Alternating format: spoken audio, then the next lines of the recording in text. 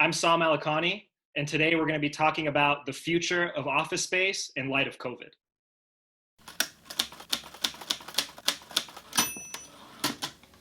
So the co-working and the open office movement has been a shift from more isolated workspaces, for example, cubicles and offices, to open space. So think about couches, long tables in which multiple individuals are working, similar to a conference table, common areas such as kitchens that may have desks that individuals may use. That has all been categorized as co-working as well as open office. Pre-COVID, the office market was quite robust and quite appealing to invest in, both with private and public capital. Companies saw several benefits, three in particular, of co-working. The first was attracting employees, and this is particularly salient within tech and startups. That you look at kind of a Google or your prototypical startup, and one of their main selling points to bring in talent is this flexible office space that feels a little bit more homey and more collaborative, and it's less stuffy than what you would imagine a law firm or an investment bank. The second benefit companies saw was collaboration.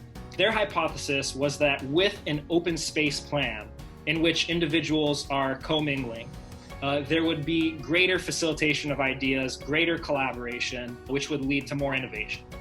And third and finally, there was a financial incentive for these companies to move towards co-working. They need a smaller real estate footprint since they're fitting more employees per square foot. And so they actually have a financial incentive to move towards co-working and have saved a lot of money on their leases as a result. So what has happened to office space in the COVID era? Office space, like any other commodity, is a function of supply and demand. Looking at polling figures, we see that 24% of workers say they'd like to work either entirely or more from home due to COVID, while 55% plan to head back to the office.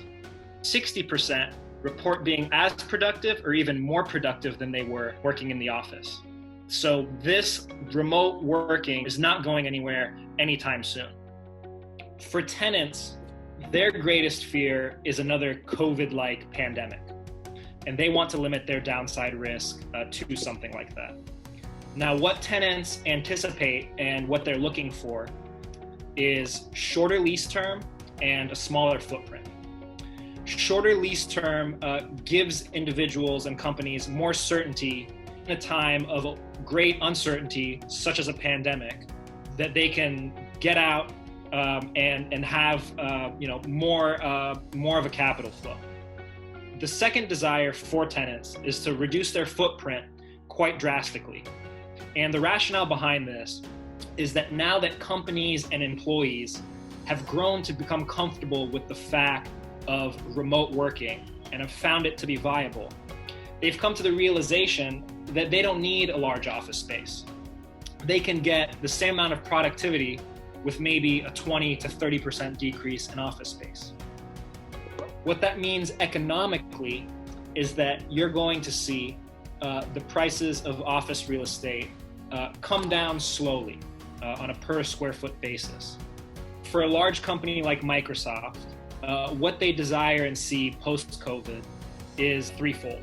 First, it is the decrease in the workforce that is required to work in the office, and telecommunication will increase.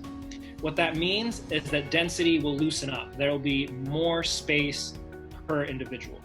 Another reason there will be more space per individual is due to these spacing requirements that the COVID pandemic has brought upon us. That may not be going anywhere soon as we reevaluate hygiene in a post-COVID world.